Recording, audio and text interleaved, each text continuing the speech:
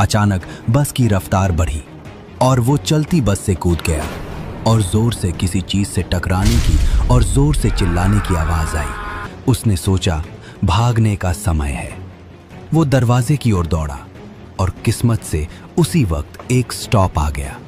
वो बस से कूद पड़ा और बारिश में भीगता हुआ स्टॉप पर खड़ा। लेकिन अब उसने उस बस का असली रूप देखा। वो बस खिड़की से उसे एक हल्की सी मुस्कान दिखी। वही अखबार वाला आदमी और वो बूढ़ा आदमी जो अब भी उसे देख रहा था। तुषार की सांसें थम गई। बस